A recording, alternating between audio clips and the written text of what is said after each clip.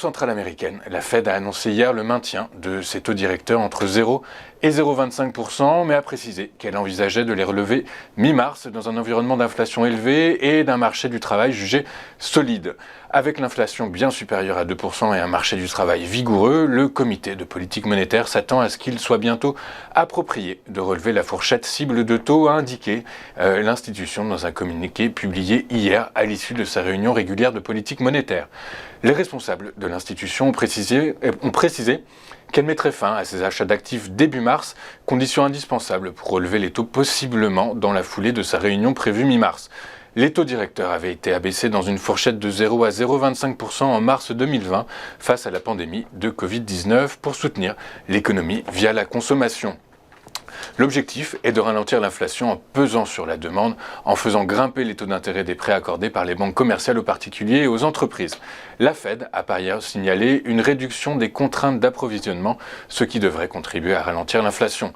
Le président de la Banque centrale américaine s'attend à un ralentissement de l'inflation au cours de l'année 2022, mais il n'a pas exclu la possibilité que celle-ci se prolonge et même s'accélère.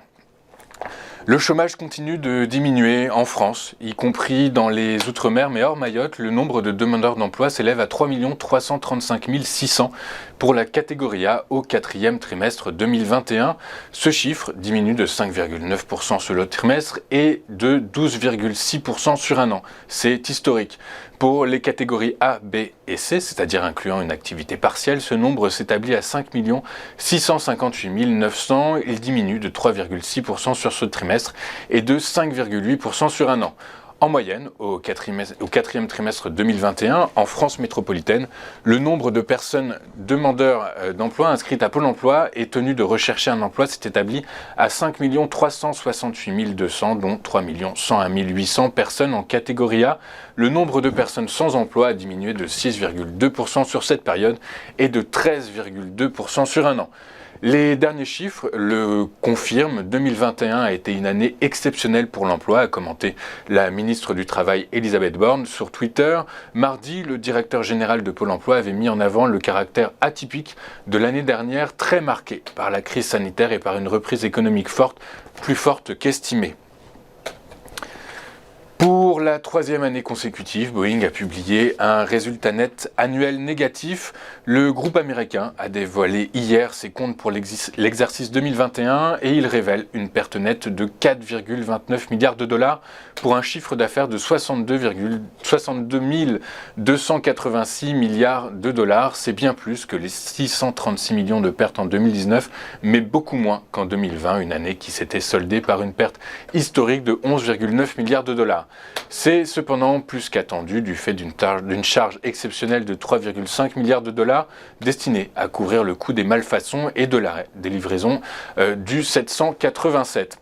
L'avionneur américain, concurrent d'Airbus, a néanmoins généré un flux de trésorerie positif au quatrième trimestre, et ce pour la première fois depuis début 2019, aidé par les livraisons de ses avions 737 MAX sur un fond de reprise du trafic aérien. Dans son communiqué, Boeing n'a pas donné de perspective chiffrée pour l'année 2022.